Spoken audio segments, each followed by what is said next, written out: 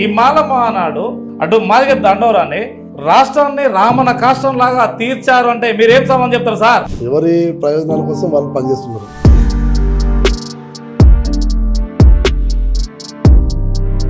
వాస్తవానికి ఏంటంటే ఈ రాష్ట్రంలో మాలల్ని అణచివేసే కుట్ర జరుగుతుంది. ఓన్లీ మాలకు మాత్రమే న్యాయం జరగన్నా? అంటే న్యాయం అంటే మీ ఉద్దేశం 75 సంవత్సరాలు అయింది సార్ ఇండిపెండెంట్ వచ్చి. ఎక్కడేసిన కొంగడు అక్కడనే ఉన్నది కదా. మన మధ్యన ఈ వర్గీకరణ లాంటి విభజన వాదాలు కాకుండా ఐక్యత రాగా. సార్ నమస్కారం. జైలింగ్ బాగున్నారా? క్షేమం. పిల్లి సుధాకర్ గారు, యా. ఏంటి అసలు ఈ మాల మహానాడు అభ్యంతరాలు ఏంటి? అసలు మీ యొక్క స్వస్థలం ఎక్కడ సార్? నాది ఉమ్మడి వరంగల్, అంటే మహబూబాద్లో నేను పుట్టినాను. బేసికల్గా నాది ఎంకామ్ బీఈడి కంప్లీట్ చేసి ఒక సాధారణ కుటుంబం. ఒక ఉద్యోగం వచ్చినట్టుంది కదా మీకు? ఉద్యోగం అంటే ఛాన్స్ ఉండేవి, నీ దాన్ని వదిలిపెట్టుకోవాల్సి వచ్చింది. టీచర్ వచ్చినప్పుడు అది ఇప్పుడు రెగ్యులర్ అయినాయి అవన్నీ మాతో ఇప్పుడు రెగ్యులర్. అసలు ఇది ఒకటి ఏంటంటే ఇది ఒక ఫీల్. ఇలా ఎంటర్ అయినామంటే ఇక బయటకు వెళ్ళి ఒక చిత్రం లెక్క అన్నట్టు. ఇలా బయట రాలేము. కుల పోరాటాలు కానీ, ఇది అంబేద్కర్ భావజాలం చెప్పడం కానీ, ఇది ఎంతో కొంత మన వంతు చదువుకున్నాం, విజ్ఞానంలో అయినాం, చదువుకున్నదాన్ని కొంత పంచాలని చెప్పి pay back to the society అని అంబేద్కర్ అని ఎట్లా చెప్పిలో ఆ కోణంలో కొద్దిగా ముందు. మరి మీకు ఉద్యోగం ఉంటే కదా, ఒక వ్యాపారం ఏమైనా ఉంటే కానీ మీరు పే బ్యాక్ ద సొసైటీగా చేయగలుగుతారు కదా. నేనేమంటున్నా, 2005లో నాది పీజీ అయిపోయింది, 2009లో బీఈడి అయిపోయింది. మొత్తం కూడా బీఈడి అయిపోయిన తర్వాత కూడా అవకాశాలు వచ్చినా కూడా పోలే. అయితే ఎందుకు పోలే అంటే అది ఒక ఫీల్ అంతే కదా. మొదటి 96 నుంచి నేను ఈ ఉద్యమంలో ఉన్నా. ఇలా కొత్త నిన్న మొన్న వచ్చిన కాదు. మా వ్యవస్థాపక అధ్యక్షులు పివి రావు గారు స్వర్గీయ, వారితో కూడా కలిసి పనిచేసిన. మహబూబాద్లో సభలు కూడా పెట్టుకోవడం జరిగింది. ఉమ్మడి వరంగల్ కూడా అనేక కార్యక్రమాలు చేయడం జరిగింది. అట్లా ఆ మోటివ్లో ఉన్నాం కాబట్టి మనకు వేరే ఫీల్ లేదు. అంటే మనం ప్రజలే నన్ను కాపాడుకుంటారు, ప్రజలనే దాదుకుంటారు. మీరు పూర్తిగా నిజాయితీగా మా ముందు మేము అడిగే ప్రశ్నలకు నిబద్ధతతోని సమాధానం చెప్తారని మేము భావించవచ్చా?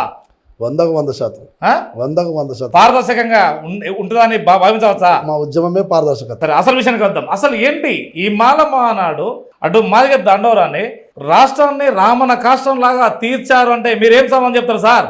రామణ కాష్టం దీనికి సంబంధం లేదు. ఎవరి ప్రయోజనాల కోసం వాళ్ళు పనిచేస్తున్నారు. మాల మానాడుగా, ఎంఆర్పిఎస్గా ఎవరి యొక్క వాళ్ళ అస్తిత్వం కోసం వాళ్ళు పోరాటం చేస్తున్నారు తప్ప ఏదో రావణ కష్టం కోసం ఇంకొకరి కోసం పోటీ కాదు. సరే, మిగతా సోదర సంఘాలు వాళ్ళ లక్ష్యం ఎట్లున్నా కూడా మాకు సంబంధం లేదు. కాబట్టి నా సంఘంగా నేను చెప్పాల్సిన పని నాకు ఉంది. మాది ఏంటంటే మా ఉనికిని కాపాడుకుంటూ సోదర సంఘాలను గౌరవించే ప్రయత్నం చేస్తుంది తప్ప మా విమర్శాత్మకంగా లేదా వాళ్ళను టార్గెట్ ఇస్తుండే కాదు. మాది న్యాయ పోరాటం, సామాజిక పోరాటం తప్ప యుద్ధం కాదు మాది. మీకు మాత్రమే న్యాయం జరగన్నా? ఓన్లీ మాలకు మాత్రమే న్యాయం జరగన్నా? మాల న్యాయం అని మేము అనట్లేము. ఉన్నదాన్ని ఉన్నట్లు ఇస్తుంది అని అంటున్నాం. దేని దాన్ని కొత్తగా సృష్టించాల్సిన అవసరం లేదు అనేది మా కోణం. అంటే న్యాయం అంటే మీ ఉద్దేశం అందరికి సమాన హక్కులు ఉండాలి. అదే బాబాసాహెబ్ గారు పెట్టింది కదా ఆర్టికల్ 340 వల్ల.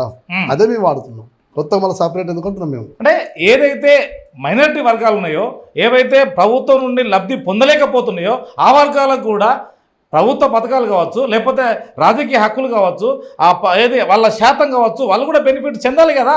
100% మీకు అనట్లేము. మేమంటున్నా అంటే వెనకబడ్డ ఏవైతే కులాలలో ఆర్థికంగా వెనుకబాటు ఏదవుతుందో తీవ్రంగా నష్టపోయినటువంటి కులాలతో వాటిని గుర్తించమని చెప్తున్నాం ప్రభుత్వాన్ని కూడా. మాది కాదు కదా, మొత్తం 59 కులాలు, మిగతా 57 కులాలు ఉంటాయి కదా, 2 కాకుండా. అందులో ఎవరైతే బ్యాక్వర్డ్ ఉన్నాయో, ఎవరైతే సామాజికంగా, ఆర్థికంగా, రాజకీయంగా వెనుకబాటు గురైన కులాలు అవుతున్నాయో వాటి మీద ప్రత్యేక ఫోకస్ పెట్టవచ్చు, లేదా ప్రత్యేక ప్యాకేజ్ పెట్టవచ్చు, ప్రత్యేక వసతులు కల్పించవచ్చు. 75 సంవత్సరాలు అయింది సార్, ఎక్కడేసిన కొంగడు అక్కడనే ఉన్నది కదా ఇండిపెండెంట్ వచ్చి. అదే చెప్తున్నాం కదా మేము. ప్రత్యేక ప్యాకేజ్ ద్వారా వాళ్ళని ఏమైనా ఆర్థికంగా అభివృద్ధి చేయొచ్చు తప్ప పాలించేవాడు కేవలము తూతూ మంత్రం లాగానే ఉంటున్నారు. అవునా కాదా? మరి ఇంకా మీరన్నటువంటి న్యాయం వాళ్ళకి ఎట్లా జరిగే అవకాశాలు ఉంది? అదే మనం పాలితులు కాకుండా పాలించే వాళ్ళగా ఉండాలనేది మన కోణం. పాలించే వాళ్ళగా ఉండాలంటే మన మధ్యన ఈ వర్గీకరణ లాంటి విభజన వాదాలు కాకుండా ఐక్యత రాగాలు ముఖ్యం. మనం కలిసి ఉంటేనే రాజ్యాధికారం. ఇప్పుడు మా అంబేద్కర్ గారు చెప్పిళ్ళు, రాజ్యాధికారాన్ని రాజ్యాతి రాని జాతి అంతరించిపోతుందని చెప్పి అంబేద్కర్ గారు. మనం విడిపోయినాక ఇంకా రాజ్యాధికారం మనం కలిసి ఎట్లా పనిచేయగలుగుతాం? రాజ్యాధికారం పోవాలంటే అందరం ఉమ్మడిగా ఐక్యంగా ఉంటేనే కదా. మనం అట్లా కలిసిపోతున్నాయి కదా. మనకు ఉన్నటువంటి ఇప్పుడు ఈరోజు 2-3% లేని వ్యక్తులు ఈరోజు రాజ్యాలు పరిపాలిస్తున్న సందర్భంలో ఆర్థిక బలం ఒక్కటి కాదు కదా సమస్య. ఓటు బలం మనకు ఉంది. అంబేద్కర్ ఇచ్చింది ఓటే కదా. ఓటు ద్వారా ఎంత ఆర్థికంగా ఉన్నా కూడా ఓటు హక్కు ద్వారా కదా రాజ్యానికి రావాల్సింది. కానీ ఆ ఓటు హక్కు ఇది మనకుంది, ఇది మనదే, ఇది మన సంపద అని మీ వల్లే కదా గుర్తించండి. చెప్తున్నా అదే ఆ చైతన్యం తీసుకొస్తారు, కలిసి పనిచేద్దాం అంటున్నాం మేము. అసలు ఏది మీరు ఈ అంటే పాదయాత్ర చేయడానికి బలమైన కారణాలు ఏంటి చెప్పండి? వాస్తవానికి ఏంటంటే ఈ రాష్ట్రంలో మాలల్ని అణచివేసే కుట్రలు జరుగుతున్నాయి. అంటే ఈ జాతిని మొత్తం నిర్వీర్యం చేసేటువంటి ప్రయత్నాలు జరుగుతున్నాయి. మీ మాలలుగా ఏ జాతికి మాదిగలకు వ్యతిరేకం కాదు, ఒక పార్టీకి వ్యతిరేకం కాదు. మాకు మేము అనుకున్నాం కుల ప్రజాస్వామ్యం కోసం కొట్లాడుతున్నాం. ఈ సందర్భంలో వర్గీకరణ పేరుతోటి ఈరోజు ఆగస్టు 1వ తారీఖున ఏదైతే దేశ అత్యున్నత న్యాయస్థానం తీర్పిచ్చిందో ఆ తీర్పు తర్వాత ఒక స్తబ్దత ఏర్పడింది. దాని తర్వాత మొత్తంగా కూడా ఈరోజు అన్ని రాజకీయ పార్టీలు, ప్రజా సంఘాలు, మేధావర్గం, తర్వాత ఆఖరికి మావోయిస్ట్ పార్టీ కూడా మాదిగల యొక్క ఉద్యమానికి మద్దతు ఉంది తప్ప అసలు దీనిలో ఉన్న లోపాలు ఏంది, అసలు ఏం జరుగుతుంది, వీళ్ళ జనాభా ఎంత, నిర్దిష్టమైనటువంటి ఒక లెక్కలు లేనటువంటి పరిస్థితి. ఏం లెక్కలు లేకుండా, ఏ ఆధారం లేకుండా ఉత్తగా గుడ్డిగా మాట్లాడేటువంటి ఈ పరిస్థితులలో వాస్తవాన్ని జనసమూహాన్ని తీసుకుపోవాలి. ఎట్ ద సేమ్ టైం నా జాతిని కూడా చైతన్యంగా తీసుకుపోవాలి. మన జరుగుతున్నటువంటి కుట్రకుమనం ఏతుందో దాన్ని బయట పెట్టాలని చెప్పి ఈ రోజు మేము పాదయాత్రగా బయటకు. సో మీరు కడుపు నిండి ఉన్నారు, మాలలు కడుపు ఎండబెట్టుకొని మాదిగలు ఉన్నారు. వాళ్ళ ఎండబెట్టుకున్న వాళ్ళ పరిస్థితి ఏంటి సార్? మాకు కులవృత్తి లేదండి. మాకు తరతరాల నుంచి మాకు కులవృత్తి లేదు, మాకు ఎటువంటిది లేదు. బాబాసాహెబ్ అంబేద్కర్ గారు ఇచ్చినటువంటి రాజ్యాంగ ఫలాన్ని అనుభవించడంలో పనిచేస్తుంది తప్ప మాకు ప్రత్యేకంగా కులవృత్తి ఉందా? మాకు ఏమైనా శ్మశాన వాటికల బ్యాగర్గా నేత కానీ మగ్గం వేసుకుంటుండ్రు, లేకపోతే నీరట వృత్తి చేసుకుంటూ షేక్ సింగ్ ఉంటుంది, ఇది తప్ప ప్రత్యేకమైన కులవృత్తి కానీ. మీరు అనకున్నా కానీ ఇది నిజం. దేశవ్యాప్తంగానే రాష్ట్ర వ్యాప్తంగానే దాదాపు మాదిగల కన్నా మాలలు ఒక తరం ముందున్నారంటే మీరేం సమాధానం చెప్తారు సార్? తరం ముందంటే అభివృద్ధిలో అన్ని రంగాలలో దానికి ఏ ఆధారంతో చెప్తున్నారు? ఏ ఆధారం ఉంది మీ దగ్గర? సో ఏ రకం అంటే వాళ్ళకి ఉద్యోగాలు కావచ్చు, ఆర్థికంగా కావచ్చు. అదే చెప్తున్నా, 30 లక్షల లెక్కలు పెట్టి చేయండి. ప్రభుత్వాన్ని మేము డిమాండ్ చేస్తున్నాం, శ్వేతపత్రం విడుదల చేయండి. ఎన్ని ఉద్యోగాలు ఉన్నాయి? మాలలకు ఎన్ని ఉద్యోగాలు ఉన్నాయి? మాదిగలకు ఎన్ని ఉద్యోగాలు ఉన్నాయి? అసలు మాల జనాభా ఎంత, మాదిగ జనాభా ఎంత, మిగతా 50 కులాల జనాభా ఎంత, వాళ్ళ యొక్క ఆర్థిక, రాజకీయ, సామాజిక పరిస్థితులు ఎంత ఉన్నాయో ఆ లెక్కలు బయటకు తీసిన తర్వాత ఆ లెక్కల ప్రకారమే, ఆ రేషియో ప్రకారమే వర్గీకరణ అయితే మీకు అభ్యంతరం ఏంటి? ఆ లెక్కలు బయట రావాలి ఫస్ట్. ఆ లెక్కలు బయటకు వస్తే దాంట్లో ఎవరు దోచుకున్నారు, ఎవరి కడుపు నిండింది, ఎవరి కడుపు మండుతుంది అనేది తెలుస్తుంది కదా. మేమేమంటున్నాం అంటే ఏదో గుడ్డెత్తి చీలం వేసినట్టుగా మీరు ఎట్లా పడితే ఎట్లా మాట్లాడడం కూడా అది కరెక్ట్ కాదని చెప్పడానికి మేము బయటకు వెళ్ళాం. మేమేమంటున్నాం, నిర్దిష్టమైన లెక్కలు బయట తీసి ఆ లెక్కలలో మాలలు ఇన్ని ఉద్యోగాలు ఉన్నాయి, మాదిగలు ఇన్ని ఉద్యోగాలు ఉన్నాయి, మిగతా కులాలు ఇన్ని ఉద్యోగాలు ఉన్నాయి, వాళ్ళు అసలు ఉద్యోగాలు లేని కులం డక్కలో చిందో ఇట్లాంటి ఉంటాయి కదా, అవి కొన్ని బయట పెట్టమంటున్నాం మేము. ఇన్ని రోజులు కమిషన్ లేసులు ఏ కమిషన్ రిపోర్ట్ కూడా ఆర్థిక ప్యాకేజ్ ప్రకటించని చెప్పి వర్గీకరణ చేయమని చెప్పి ఎక్కడ చెప్పలే. అది మేము చెప్పాల్సుకున్నది. సో సుప్రీంకోర్టు తీర్పుకు మీరు వ్యతిరేకమా? అసలు మొత్తం మీద వర్గీకరణకే మీరు వ్యతిరేకమా? సార్ మీరు ఎట్లా అనుకుంటారో నాకు అది తెలియదని. ఇప్పుడు దేశ అత్యున్నత న్యాయస్థానం అంటే ఇది కొత్త ట్రెండ్ సెట్టింగ్ ఏంటంటే ఇప్పుడు ఉన్నటువంటి టర్మ్లో బీజేపీ గవర్నమెంట్ వచ్చిన తర్వాత విచిత్రమైనటువంటి పాలసీలు చేస్తుంది. వాళ్ళ రాజకీయ నిర్ణయాలని కోర్టు ద్వారా చెప్పిస్తున్న పరిస్థితి. అది నువ్వు తలకు కావచ్చు, అయోధ్య తీర్పు కావచ్చు, 370 కావచ్చు, నిన్న వచ్చినటువంటి ఎస్సీలకు క్రిస్టియన్స్ కు ఎస్సీ హోదా ఉండకూడదని కావచ్చు, వర్గీకరణ అంశం కావచ్చు. నీకు వర్గీకరణ అనేది ఆర్టికల్ 341 రాజ్యాంగ సవరణ జరుగుతుంది. ఆ రాజ్యాంగ సవరణ కూడా పార్లమెంట్ లో జరగాలని, కానీ అది కాకుండా దొడ్డిదారిన రాష్ట్రాలు చేసుకోవచ్చు అంటే గతంలో 2004 తీర్పుడు అదే కదా. రాష్ట్రాలు చేసుకుని ఇక్కడ చేసినప్పుడు కదా 2000 నుంచి 2004 వరకు 4 సంవత్సరాలు వర్గీకరణ అయింది కదా. ఆ క్రమంలో ఆర్డినెన్స్ తప్పని చెప్పి కదా 5 ధర్మాసనం వచ్చింది. మళ్ళా ఇప్పుడు అదే ధర్మాసనం మళ్ళా అది అంటే రాజు తలుచుకుంటే దెబ్బలు కుదరనట్టుగా ఈ రోజు దౌర్భాగ్య పరిస్థితి, దురదృష్టమైన పరిస్థితి. అంటే రాజకీయ పార్టీలు వాళ్ళ స్వలాభం కొరకు ఏదో ఒక బాణాన్ని మీ వర్గంపై వదిలితే దానికి మీరు కొట్టుకొని చావాల్సిందేనా? కొట్టుకోవాలనుకో చెప్పాలనుకున్నాం. మరి అంతే కదా. ఇప్పుడు మేము కూర్చొని మాట్లాడుకో సిద్ధంగా ఉన్నాం. కొట్టుకోవడం కాదు, ఇది మన పాలకులు ఎప్పుడు మనం నిరంతరం కొట్టుకున్నట్టు చేస్తూ ఉంటాయి కాబట్టి ఈ విషయాన్ని మా సోదరులకు కూడా చెప్పుకుంటూ వస్తున్నాం. ఇది మన మధ్యలో జరుగుతున్న వైరుధ్యాలు కాదు, ఇది మా పంచాయతీ మాలమాల పంచాయతీ మాదిలతో కాదు. మా పోరాటం అంతా అంబేద్కర్ వాళ్ళకును మన వాళ్ళ మధ్య జరుగుతున్న పోరాటం. ఇది ఎందుకు చెప్తున్నా, ఏ నినాదం వెనుక ఎవరి స్వప్రయోజనం ఉన్నదో తెలుసుకున్నంత వరకు మరి ఏంది ఇదంతా ఎవరు తెలుసుకోలేకపోతున్నారు? మాదిగలా మాలా? ఇద్దరు తెలుసుకోలేకపోతారు. ఇద్దరు తెలుసుకోలేకపోతారు. ఇప్పుడు మా జాతి ప్రజలకు కూడా ఇప్పుడు చైతన్యం అవుతుంది. నేను ఇప్పటికే చెప్పుకుంటూ వచ్చినా కూడా ఎంతగానో ఎవరి స్వార్థం కోసం వాళ్ళు పనిచేస్తుంది. ఈరోజు జాతికే 30 సరికి బయటకు వెళ్ళే పరిస్థితి వచ్చింది. అది చెప్పే ప్రయత్నం చేస్తున్నాం.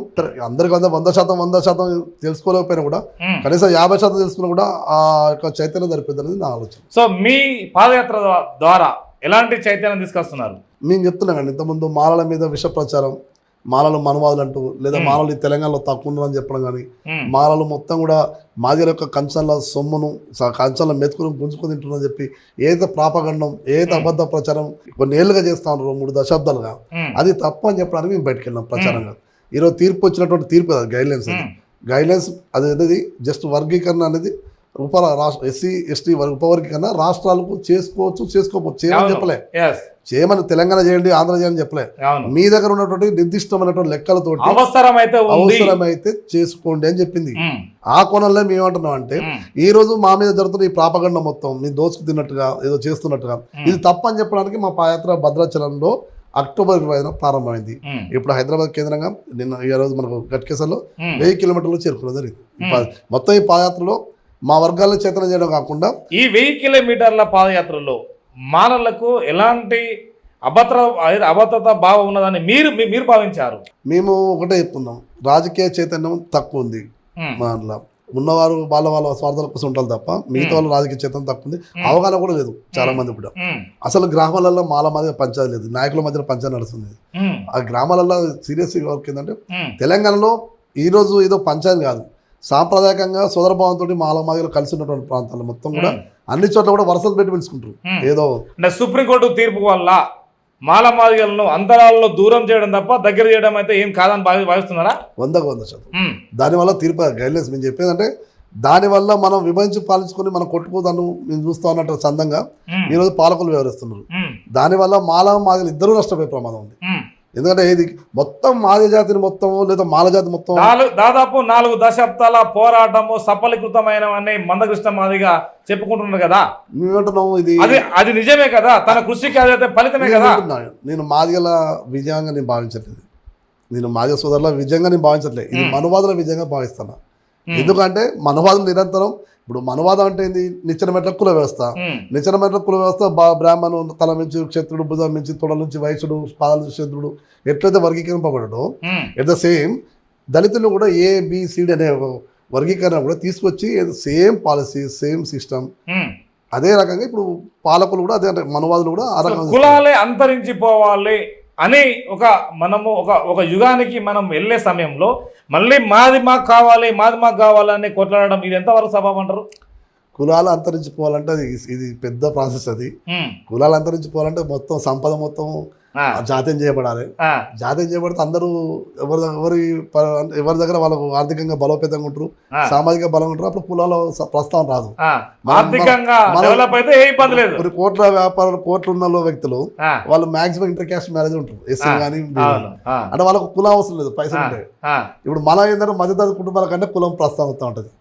సరే ఏదేమైనప్పుడు కులం పోయిందని నేను అన్న చెప్పాను.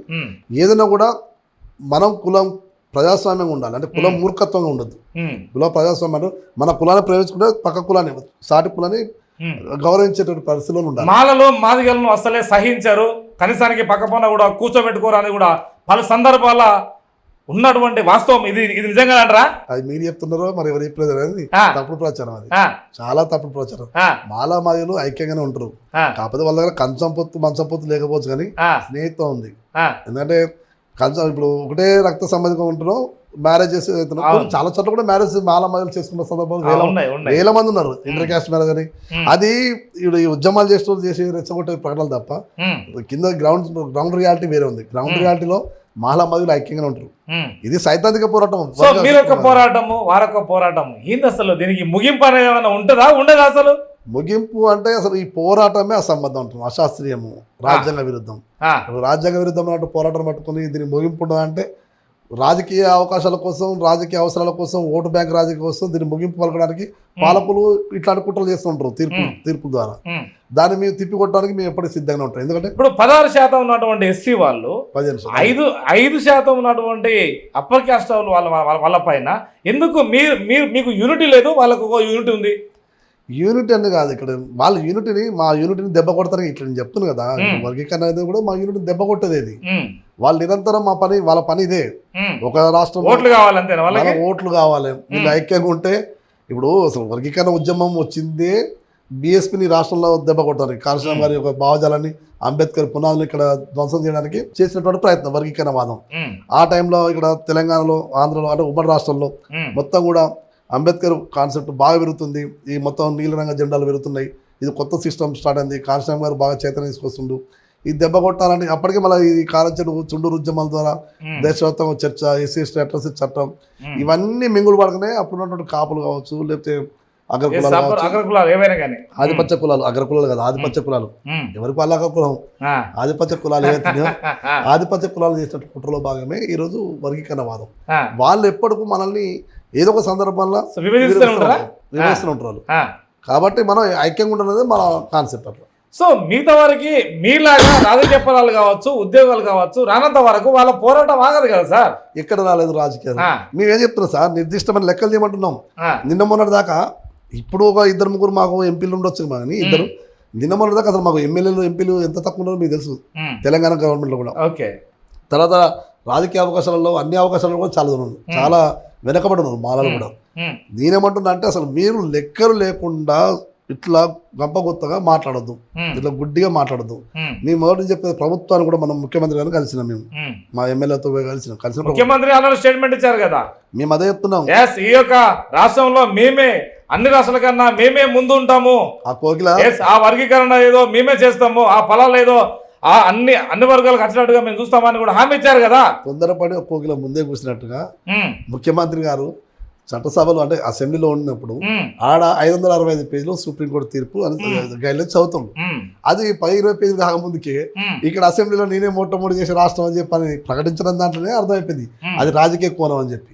ఎందుకంటే అక్కడ ఎక్కడైతే బీజేపీ దాన్ని ఓన్ చేసుకుంటుంది అని చెప్పి రాజకీయ కోణంలో వాళ్ళు టకరా చేస్తున్నారు. అది ఏదేమైనప్పుడు కూడా ఒక చట్టసభలో రాజ్యాంగబద్ధం ఉన్నటువంటి పదవిలో ఉన్నటువంటి వ్యక్తి, ముఖ్యమంత్రి సీట్ ఉన్న వ్యక్తి, దాని మీద తీర్పు మొత్తం వచ్చిన తర్వాత వాటిని పరిశీలిస్తాం. న్యాయ పరిశీలన చేసిన తర్వాత మాల మేధావుల్ని ప్రజాప్రతినిధులు కూర్చోబెట్టి ఒక సమన్వయం చేసి, ఇది సున్నితమైన అంశం, సమన్వయం చేసి ఒక దారి తీసుకొచ్చిన దీనికి నా పరిపాలన ఇది క్లోజ్ చేస్తా ఈ పంచాయతీ అని చెప్పి ఒక ఫీల్ తోటి చేసి ఉంటుంటే బాగుండు.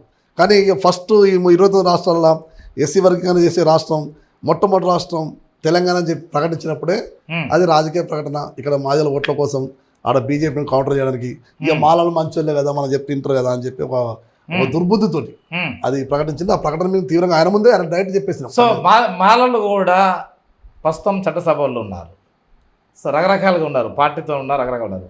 సో వారు అంటే ఎందుకు ముందుకు రావడం లేదు అసలు ఈ యొక్క ప్రచారం పైన? ఎందుకు మా వివేక్ గారు, మా నారా సార్ చాలా బాగా కష్టపడుతున్నారు. ఈరోజు మొత్తం రేపు డిసెంబర్ 1 లక్షలాది మంది సభను వివేక్ గారు బాగా కోఆర్డినేట్ చేసి కష్టపడి బయటకెళ్తుండ్రు. మేమేమంటున్నాం అంటే ఇప్పటి వరకు మీ జాతీయ అధ్యక్షుడు అద్దంకి దయాకర్ గారు ఒక స్టేట్మెంట్ కూడా ఇవ్వలేదు. పైపెచ్చు మీరు కూడా అద్దంకి దయాకర్ గారు అనుచరుడు అని కూడా అంటారు, ఇది నిజమేనా? 100% మనం అబద్ధం అన్నంత మాత్రాన సమాజం అబద్ధం, వాస్తవాలు పాటిస్తాం. ఇప్పుడు సరే రాజకీయ పరిస్థితుల లేదా వ్యక్తిగత కారణాల లేదా పార్టీలో క్రియాశీలకంగా ముఖ్యమంత్రి గారితో ఉన్నందుక ఇవ్వకపోయినా కూడా ఇప్పుడు కంప్లీట్ చేయండి. నేను ఏమంటానంటే అద్దంకి దయాకర్ గారు కూడా ముఖ్యమంత్రి ఆయన ఏం మాట్లాడినా ముఖ్యమంత్రి మాట్లాడిచ్చిండు, ముఖ్యమంత్రి మాట్లాడిన అనేది మొదటి వచ్చిన వాదన. అది మనం కాంగ్రెస్ పార్టీకి ఎక్కువ ఉంది. అది ఇప్పుడు వారు వచ్చి ఏమైనా మాట్లాడి ఏమైనా చెప్తే ఇవ్వ మీ వ్యక్తి నీ అనుచరుడు పార్టీలో ఆయనకు వ్యతిరేకంగా పోతుండు, జనరల్ సెక్రటరీ ఉండి కూడా అని చెప్పి ఒకటి వస్తుందని చెప్పి ఆలోచన ఉండొచ్చు. నేను అడలే, నేను రాండి అని చెప్పి ఆహ్వానించడం జరిగింది, వాళ్ళు ఆలోచిస్తున్నారు. అదే నేనేమంటున్నా అంటే ఈరోజు ఏదో ఉద్యమం 30 నెలలకు లేసినంత మాత్రం రానంత మాత్రాన ఆయన ఏదో పనిచేయనట్టుగా కాదు. ఈ రాష్ట్రంలో ఉభయ రాష్ట్రాలలో మాలమాడ అధ్యక్షుడి పేరుతో ఉన్నటువంటి 100 మంది ఉన్నాయి, 150 మంది ఉన్నాయి, 1000 మంది ఉన్నాయి. ఇంతవరకు ఒక ప్రధానమంత్రిని కలిసి వర్గీకరణ తప్పు అని చెప్పినటువంటి ఒక్క వ్యక్తి కూడా లేడు.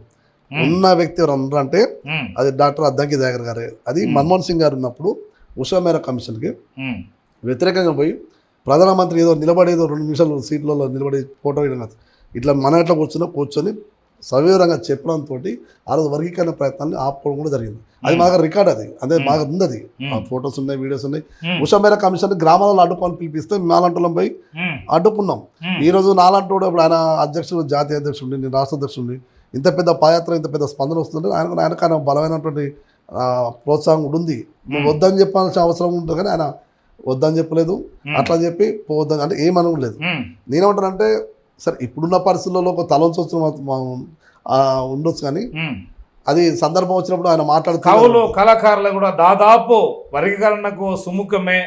ఎందుకంటే ఇప్పటి వరకు మాదిగ సోదరులకు ఏదైతే దక్కలేదో అది దక్కవలసిన అవసరం ఉన్నదని కూడా పలు సందర్భాల్లో అన్నారు సార్. అంటే పేరు చెప్పాలి మీరు, గద్దర్ గారు అన్నారు ఇది మాట. గద్దర్ గారు అన్నారు, అది అప్పుడు ఉన్నటువంటి పరిస్థితులు అన్నాడు. తర్వాత మీకు ఆడియో రికార్డ్ బయటకు వచ్చింది, మీరు ఇవ్వలేదు. అరే ఏం చేయను రా, నాకు వాళ్ళు సాగొడతారు రా, అందుకనే చెప్పిండ్రు రా బిడ్డ. ఇక మనం మానవులను లేదు కదా, గద్దర్ ఒక మాట స్టార్ట్ ఇచ్చిందంటే స్టార్టే కదా అది. అంటే మీరు ఏమంటారంటే రాజు ఇప్పుడు స్టేజ్ మీద ప్రకటన వేరే ఉంటుంది, దాని మీద కృష్ణమాధ కూడా కౌంటర్ ఇచ్చింది కదా, మాల మీద వాళ్ళు కూడా వెనక ఒకటి ముందు ఒకటి మాట్లాడతారని చెప్పి. మేమంటారంటే మనిషి అటు ఉండొచ్చు కానీ మనసు మొత్తం మాలగానే ఉంది కదా గద్దర్ గారి. ఆయన కానీ అంటే మిగతా వర్గాలకైతే న్యాయం జరగాలా వద్దా చెప్పండి సూటిగా. నేనేమంటున్నా అండి, ఇప్పుడు మాలాల్లో ఉన్నటువంటి చాలా మంది అంటే కొద్దిగా మేధావులు అనుకుంటున్నారు కావచ్చు, కొందరు వర్గీకరణ సపోర్ట్గా ఉన్నారు. కానీ ఆ వర్గీకరణ అనేది ఒక కూర్చొని ఒక సామరస్యపూర్వకంగా సోదరపూర్వకంగా జరగాలన్నది వాళ్ళ ఆలోచన. ఏదో ఇప్పటికిప్పుడు మొత్తం అయిపోవాలని చెప్పి మనం ఏం చెప్పలే. మీ పోరాటంలో న్యాయం ఉంది, ఆ న్యాయ పోరాటానికి మా మద్దతు ఉంది. ఒకవేళ అలాంటి వాతావరణం వస్తే పిల్లి సుధాకర్ గారు సుముఖంగా ఉన్నట్టేనా? లేదు, 100% వర్గీకరణ ఎట్టి పరిస్థితుల్లో అక్సెప్ట్ చేసేది కాదు. ఒకవేళ చట్టం అంటే ఏది పార్లమెంట్ లో ఒకవేళ నేనేమంటున్నా ఒకటి చెప్పదలుచుకున్నాం. ఇప్పుడు తమిళనాడు తరాలు వాళ్ళు రిజర్వేషన్ శాతాన్ని పెంచుకున్నారు, జనాభా పరంగా పెంచుకున్న తర్వాత పంచుకున్నారు. ఆ ప్రయత్నం చేద్దాం పట్టండి ఫస్ట్. మన ఇక్కడ రిజర్వేషన్ మనం 2% లేని వాళ్ళు ఈరోజు 10% రిజర్వేషన్ అనుభవిస్తూ ఈరోజు మొన్న డిఎస్సిలో ఉద్యోగాలు చూసిన మనం స్పష్టంగా జస్ట్ 1 month బ్యాక్ 40-50 మార్కులు వచ్చినటువంటి ఓసీలకు జాబ్ వస్తుంది, 70-80 వచ్చిన 60-70 వచ్చిన ఎస్సీలకు బీసీలకు ఎస్టీలకు జాబ్ రాలే. అంటే ఎక్కడ ఈబీసీ రిజర్వేషన్ కదా, 10% రిజర్వేషన్ ఉత్తగా వాళ్ళు ఉన్నారు, 4% 2% వాళ్ళ 10% ఉన్నప్పుడు మన 20% ఉన్నప్పుడు 10% కూడా మన కుక్కల కొట్లాటేందుకు. నేను చెప్పేది మనం ఈ వేదిక ద్వారా మన టీవీ ఛానల్ ద్వారా కూడా కృష్ణమాధ గారికి విజ్ఞప్తి చేస్తున్నాం. అన్న మీరు రాండి, మన ఉమ్మడి పోరాటం ఏదవుతుందో ఈ ఒక 20% ఉన్నాం మనం, ఆ శాతం కోసం కొట్లాడదాం. రిజర్వేషన్ శాతం ప్రభుత్వం గల్లబట్టి గుంజి కొట్లాడుకుందాం, దాన్ని పెంచుకునే ప్రయత్నం చేద్దాం. ఇప్పుడు ముఖ్యం ప్రధానమంత్రి గారు కూడా మీకు చాలా దగ్గర కదా, కౌలించుకొని నేను పెద్ద నేను చిన్న నేను కృష్ణన్న నేను అని చెప్పి మీ వేదిక మీద మాట్లాడుతున్న వ్యక్తి కదా, మీతో వస్తాం. మోడీ గారు తీసుకోండి, తెలంగాణలో మనకి 20% పెంచే ప్రయత్నం చేసుకుందాం, చేసుకొని దాని తర్వాత పంచుకునే అవకాశం ఉంటే మనం కూర్చొని మాట్లాడుకుందాం. నా ఉద్దేశం అది. సో ఆకలి తీరింది కాబట్టి ఒక తప్పుడు ఇది ఈ ప్రాపగండ 100% తప్పు. ఆకలి అందరికి ఉంది, ఆకలి అందరికి ఉంది, ఎవరు మెతుకుని ఎవరు గుంజుకునే పరిస్థితి, అది రాజ్యాంగ ఫలాలు. ఇప్పుడు చాలా మంది ఇప్పుడు తీయమని చెప్తున్నా 30 ఏళ్ళ లెక్కలు పెట్టిందండి, ఎవరు ఆకలి ఎవరు తీరిందో. ఒక్కటే ఉదాహరణ చెప్పాల్సుకున్నాం. ఈ 2014 నుంచి 2023 వరకు ఉన్నారు నాకున్న డేటా ప్రకారం ఎస్సీ కార్పొరేషన్ లోన్స్ అనేది మనకు ఒక ఆధారం. ప్రతి కుటుంబానికి ప్రతి సంవత్సరం లోన్స్ వచ్చినప్పుడు అదే అవుతుంది సార్, అది ఎంత వచ్చినాయి ఏమని పెడతారా. ఇప్పుడు ఏ ప్రభుత్వం అన్నా అంటే నేను ఎందుకంటున్నా అంటే ఆయా ఏది అంటే మీరు ఒకవేళ దాన్ని కనుక క్రైటీరియా తీసుకుంటే అసలు అవి ఇంప్లిమెంటేషన్లో లేవు. అవి దరఖాస్తు చేసుకోవడం ఒక్కొక్కసారి, అది రావడం ఒకసారి, ఈ ప్రభుత్వం అయిపోయే లోపు అవి వస్తున్నాయి వచ్చినాయి చెప్తున్నాను. మొన్న ఇది మన కేసీఆర్ది దళిత బంధు మాత్రం వచ్చింది అంతే. కార్పొరేషన్ లోన్ కూడా వచ్చినాయి ఈ మధ్య అయినాయి. చెప్పండి లెక్క చెప్పండి, ప్రభుత్వం దగ్గర లెక్క నాది కాదు, ఇది పిల్లి సుధాకర్ కాదు. 2014 నుంచి 2023 వరకు మేము అది తీసుకుంటే డాటా కలెక్ట్ చేస్తే మాదిగలు కాదు మాదిగలు ఈ యొక్క ఎస్సీ కార్పొరేషన్ లోన్లను ఉపయోగించుకున్న దాంట్లో 67.9%, 67.9. నేను శాస్త్రీయమైన లెక్క చెప్తున్నా, ఏదో గుడ్డిగా చెప్పట్లే. మాలలు 23.5% లబ్ధి పొందిండు. ఇప్పుడు ఆర్థికంగా ఆధారమే లోన్లు అనేటివి మన కార్పొరేషన్ లోన్ అంటే. దీంట్లో ఇప్పుడు ఎవరు దోచుకుంటే మీరు చెప్పండి. ఇక ఇప్పుడు పిడమర్తి రావు గారు కార్పొరేషన్ చైర్మన్ పనిచేసిండు, మొత్తం వాళ్ళ అనుకుంటూ తీసుకున్నారు. ఆర్ఎస్ ప్రాణ్ కుమార్ గారు గురుకులాల సీట్లు 1 side అవి. అయ్యో అంతేనా? మా మాల ఎంప్లాయీస్ అలా పని చేస్తేనే వాళ్ళని ఎంత దారుణంగా చూసినట్టు వాళ్ళు కలిసి ప్రమోషన్ లేవు, చిన్న చిన్న మిస్టేక్స్ అయితే మెమోస్. మేమేమంటున్నాం ఒక బ్రాడ్ మ్యాండేట్తో ఉండాలి. మేము మళ్ళీ 10 సార్లు చెప్తున్నాం, మేము ఏ జాతికి ఏ పార్టీకి మాలలో వ్యతిరేకం కాదు, మాది జాతికి వ్యతిరేకం కాదు, ఏ పార్టీకి వ్యతిరేకం కాదు, మాకు అనుకూలం కాబట్టి మాకు అనుకూలం కాబట్టి లెక్క చెప్పండి. రేపు December 1st రోజు ఏం జరగబోతుందని మీరు భావిస్తున్నారు? మాల సునామీ సృష్టించబోతుంది హైదరాబాద్ లో. దానివల్ల ఫలితం ఏమొస్తుంది అనుకుంటారు? చైతన్యం వస్తుంది, చైతన్యం భావవ్యాప్తి జరుగుతుంది, చైతన్యం వస్తుంది. మన జరుగుతున్న అన్యాయంపై కొట్లాటకు మన వర్గాలు సిద్ధంగా ఉంటాయి. రెండో అంశం ఏంటంటే ఈరోజు తెలంగాణలో మాలల జనాభా తక్కువ ఉన్నదని చెప్పి ఎవరైతే ప్రాపగండ చేస్తుందో ఆ జనాభా నుంచి మీ తక్కువ లేమని చెప్పి ఒక గల్లెత్తి చెప్పుకునేటువంటి ఒక అవకాశం ఉంది. సో ఎంతమంది రాబోతున్నారు అనుకో జన సమీకరణ ఎంతమంది 15 లక్షల మంది ఉంటారు. 15 లక్షలు ఎవరెవరు నాయకులు రాబోతున్నారు అనుకోవచ్చు. మా శాసనసభ్యులు ఎమ్మెల్యేలు ఉన్నారు. మా గారు నాగరాజు సార్ దయాకర్ గారు వస్తారా? రావచ్చు. ముఖ్యమంత్రి గారు కూడా ఆహ్వానం ఉన్నది కదా? లేదు ఆహ్వానం లేదు. రమ్మని చెప్పారా కాసేపు? లేదు ఆహ్వానం లేదు. వారు వేరే నేత కానీ కార్పొరేషన్ కోసం ఎమ్మెల్యేలు కలవడం జరిగింది. కానీ ముఖ్యమంత్రి గారు దానికి ఆహ్వానం ఉందా లేదా? అసలు ఈ ఆహ్వానం మా ఎమ్మెల్యేలకు తెలిసి ఉంటుంది. శాసనసభ్యులు వాళ్ళు ఏం చెప్పిందో వాళ్ళు. ఎందుకంటే మీతో ఒక ఇంటర్వ్యూ అయితే తీసుకుంటున్నాను. సేమ్ సరే మాది అంటే ఎంఆర్పిఎస్ వాళ్ళతో కూడా ఒక ఇంటర్వ్యూ తీసుకునే ప్రయత్నం అయితే చేస్తారు. అంటే ఏంటి ఎక్కడ దీనికి ముగింపు అనేది ఐక్యత అంటే సరే ఇది వర్గీకరణ జరగాల అది ఏదైనా కానీ సామరస్యంగా జరిగే ప్రయత్నంలో మీరు కూడా సుముఖంగా ఉంటారని భావించవచ్చా? మేమేమంటున్నాం సార్, ఇప్పుడు ముఖ్యమంత్రి గారు ఏకసభ్య కమిషన్ ఇచ్చిండు. ఓకే, ఇప్పుడు జ్యుడిషియల్ ఏకసభ్య కమిషన్ ఇచ్చిండు. ఆ కమిషన్ ఇప్పుడు పనిచేస్తుంది. మేమేమంటున్నాం, కమిషన్ మీ ద్వారా మేము చెప్పేది ఒకటి, ప్రభుత్వానికి లెక్కలు తీయాలి, శాస్త్రీయమైన లెక్కలు తీయాలి. ఆ లెక్కలు లేకుండా ఇప్పుడు దేనికైనా ఆ లెక్కలలో మాదిగ వారికి అన్యాయం జరుగుతుందంటే పిల్లి సుధాకర్ గారు సపోర్ట్ చేస్తారని భావించవచ్చా? మేమేమంటున్నాం, 59 కులాలు మొత్తం మాదే, అలా ఎవరికి అన్యాయం జరిగినా కూడా సపోర్ట్ చేస్తాం. కానీ దానికి పరిష్కారం వర్గీకరణ కాదంటున్నా నేను. 100 రకాల సమస్యలు ఉన్నాయి. ఉషమేర కమిషన్ కావచ్చు, రామచంద్రరావు కమిషన్ కావచ్చు, లేకపోతే ఇతర తీసుకోండి. వెనుకబడ్డ కులాలకు ప్రత్యేక ప్యాకేజీలో లేకపోతే వారికి అసలు ప్రభుత్వం ఇప్పుడు మాలమాదిగల పంచాయతీ ప్రభుత్వాల కుట్ర ఇది. ప్రభుత్వాలు కరెక్ట్గా వీళ్ళ మీద ఫోకస్ చేస్తుంటే అసలు ఈ పంచాయతీ ఎక్కడ మాకు వీళ్ళకి రావాల్సిన పదాలు కనుక వీళ్ళకి ఇచ్చే పక్క వీళ్ళకి ఇస్తే ఈ పంచాయతీ మాకు ఇక్కడిది, మాకు ఈ 30 ఏళ్ళ కానీ కొట్లాడేందుకు ఈ మానసిక ఐక్యత లేకుండా బహిరంగంగా బయట ఐక్యత ఉండదు. ఏం సుఖం మాకు మాదిగలతో మానసిక ఐక్యత అవసరం. మానసిక ఐక్యత ఉంటే నమ్మకం లేదు, అదే చెప్తున్నా కదా. నమ్మకం కావాలి కదా. మరి ఇప్పుడు మాలల మీద మాదిగలకు నమ్మకం లేదు, అది తప్పు వాదన. మాలల మీద మాదిగలు కానీ మాదిగల మీద మాలలు కానీ ఎప్పటికీ నమ్మకం ఉంటుంది. చరిత్ర తెలుసుకోండి సార్. కారంచెడు ఉద్యమంలో మాదిగల్ని ముక్కలు నరికేస్తే ఆ ఉద్యమానికి నాయకత్వం ఇచ్చింది ఇప్పుడున్న సిచ్యువేషన్ లో. చరిత్ర కూడా ముఖ్యమే. ఇదే ఒక కులం స్వభావం కూడా చెప్తున్నా నేను. ఏదో ఇలా ఒక్కరు రాజకీయ పార్టీ ఎగేసినంత మాత్రం మీరు ఏదో మాట్లాడుతూ నేను చెప్పను కదా. దానికి మూలాలు కూడా తీయాలి కదా. ఆ మూలాలలో కారంచెడు ఉద్యమంలో బొజ్జ తారకం గారు, కత్తి పద్మరావు గారు ఆ రోజు మొత్తం భుజం మీద వేసుకొని దేశం మొత్తం ప్రపంచవ్యాప్తంగా ఈ యొక్క అంశాన్ని తీసుకుపోయి చుండ్రు ఉద్యమం మొత్తం తీసుకుపోయి ఈ రోజు ఈ రక్షణ చట్టం SC ST అట్రాసిటీ చట్టం రావడానికి ప్రధాన ఉద్యమం కదా. ఈ రోజు ఇక్కడ మాకు రామోజీపేట ఉంటుంది సిరిసిల్ల, అక్కడ 42 కుటుంబాలని మొత్తం అక్కడ ఉన్నటువంటి బీసీలు మొత్తం సామూహిక దాడి రాత్రి కరెంట్లు పనిచేసి దాడి చేస్తే మాలలే కదా అక్కడ నిలబడి పనిచేసింది. మాలంటలో దాయకర లాంటలో పోయి కలిసి పనిచేసి ఆడేది ఉన్నా కదా. ఆ నేరల ఇసుక బాధితుల గురించి తెలుసు కదా, దానికి కూడా కష్టపడ్డది, ముందు వరుసలు ఉంటుంది కదా.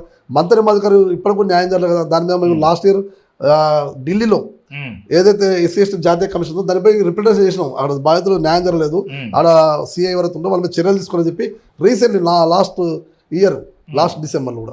అంటే మేము అభంగపట్నం కావచ్చు, నేరెళ్ళ కావచ్చు, రామోజీపేట కావచ్చు, తర్వాత ఇప్పుడు మంతని కావచ్చు, ఈరోజు కారంచెడు కావచ్చు, చుండూరు కావచ్చు, ప్రతి ఉద్యమంలో సమస్య వచ్చిన కడల్లా మాదిగలకు అండగా మాలలు ఉన్నారు. నేను చెప్తున్న చరిత్ర. రేపు భవిష్యత్తులో కూడా ఉంటారు. ఎవరో రెచ్చగొడితే రెచ్చపోయి ఏదో మాల కొట్టుకునే పరిస్థితి గ్రామాలలో లేదు. ఇది రాజకీయ కుట్ర, రాజకీయ అవసరాల కోసం, వాళ్ళ ఓటు బ్యాంక్ రాజకీయాల కోసం చేస్తున్న కుట్ర అవి. సో తమరు కూడా రాజకీయం కొరకే అనుకోవచ్చు ఇదంతా? ఏ రాజకీయం లేదు, రాజకీయ కులాలు ఉండవు. రాజకీయ కులాలు అంటే నడవాల్సిన అవసరం ఉంది. గారు రాజకీయ భవిష్యత్తు ఎలా ఉండబోతుంది అంటే ఏం చెప్తారు సార్? నా జాతి ప్రయోజనం ముఖ్యం, రాజకీయ ప్రయోజనం కంటే. అంబేద్కర్ గారి సూక్తి కూడా అదే. రాజకీయ కులాలు మేమెవరితో లేము. మేము మాదిగలను ఇద్దరిని ఉద్ధరించి మీరేమన్నా చెప్పాల్సుకుంటారా? పక్క నేనేమంటుండే చివరిగా చెప్పండి ఈ మాట, చివరిగా ఈ మాట చెప్పండి. అంబేద్కర్ ఐడియాలజీని నేను కూడా చెప్తున్నా, రాజ్యాధికారం రాని జాతి అంతరించిపోతుందని చెప్పి డాక్టర్ బాబాసాహెబ్ అంబేద్కర్ ఏదైతే చెప్పిండో, ఈరోజు రాజ్యాధికారం పోవడానికి మనం మాదిగలం కలిసి ఉంటే మన ఉపకులాన్ని కలుపుకొని మీరు దగ్గర తీసుకున్నాక వస్తారు. ఎందుకు వినండి, ఇది 30 ఏళ్ళ పంచాయతీ, ఇది నిన్న మొన్న వచ్చింది కాదు. 30 ఏళ్ళలో మీ కృష్ణమాది గారితో కలిసి SC ST పరిరక్షణ ఉద్యమం చేసినాం, CA NRC ఉద్యమం చేసినాం. ఆ రోజు CA NRC ఉద్యమంలో దయాకరణ, కృష్ణమాది గారు మీ అంతా కలిసి దేశం మొత్తం తిరిగినాం. రాజ్యాంగ పరిరక్షణ కోసం ఈ తెలంగాణలో ఉన్నటువంటి 10 జిల్లాల్లో ఉమ్మడి 10 జిల్లాలో సమస్యలు సవాలు పెట్టిన కృష్ణ మాదిగతో కలిసి పనిచేసాం. మా చెన్నై గారు అవుతుంది, మేమైతుంది అందరూ. ఇప్పుడు సమస్య ఉమ్మడిగా అయినప్పుడు రాజ్యాంగాన్ని రక్షించుకునే క్రమంలో కలిసి పనిచేసినాం. అదేవిధంగా ఈ దేశ పౌరులు కాదని చెప్పి ఏదైతే వస్తుందో సిఏ ఎన్ఆర్సీ మీద కూడా దాని మీద కూడా మనం కలిసి పని చేసినాం. అదే కొంచెం మనం కలిసి పనిచేసినాం. ఒక వర్గీకరణ అనేది సైద్ధాంతిక పోరాటం, అది ఒక సైద్ధాంతిక పోరాటంలో నీ ప్రయత్నం నీది, నా ప్రయత్నం నాది. మన బహిరంగ కొట్టుకునేది కాదు కదా, ఇది న్యాయ పోరాటం చేసుకోవాలి. నీ పోరాటం నువ్వు చేసుకోవాలి, నా పోరాటం చేసుకుంటాం. వీడి వరకు మన పంచాది. ఇక్కడ ఏమంటారంటే ఈ రెండింటి వర్గాల మధ్యన విద్వేషాలు వచ్చబెట్టదు. నాయకులు అంటూ కానీ అదేవిధంగా ఎమ్మెల్యేలు కానీ ఎవరైనా కానీ, అది ఆ నాయకు ఆ వర్గం మాలో కావచ్చు మాలో కావచ్చు, విద్వేషాలు రెచ్చగొట్టదు. సమస్యను సామరస్యపూర్వకంగా పరిష్కార మార్గంగా పోయే దిశగా ఉండాలి తప్ప దీన్ని రెచ్చగొడితే ఏంటంటే అది భావోద్వేగాలు రెచ్చిపోయి రేపు గ్రాస్ రూట్ లో కలిసి ఉన్నటువంటి కుటుంబాల మధ్యన వైరుధ్యాలు వస్తే ఆఘాతం పూడ్చడానికి ఒక తరం పట్టదు. కాబట్టి ఈ పాలకుల కుట్రను మనం ఎప్పటికప్పుడు అబ్జర్వ్ చేస్తూనే దాన్ని తిప్పి కొడుతూ మన ఐక్యత కోసం మనం కలిసి ఉండాలని చెప్పి మాగస్వర్లకు విజ్ఞప్తి చేస్తున్నాం. సో మీరు చూశారు కదా, చూద్దాం రేపు డిసెంబర్ 1 తారీఖు ఏం జరగబోతుందో. అదేవిధంగా మ్యాక్సిమం ఒకసారి ఎంఆర్పిఎస్ నాయకులతో కానీ లేదంటే వీలైతే మందకృష్ణ మాదిగతో కానీ మ్యాక్సిమము ఇదే విధంగా మీకు మాత్రం అందించగలిగే ప్రయత్నం చేస్తాను. సార్ నమస్కారం. జై భీమ్.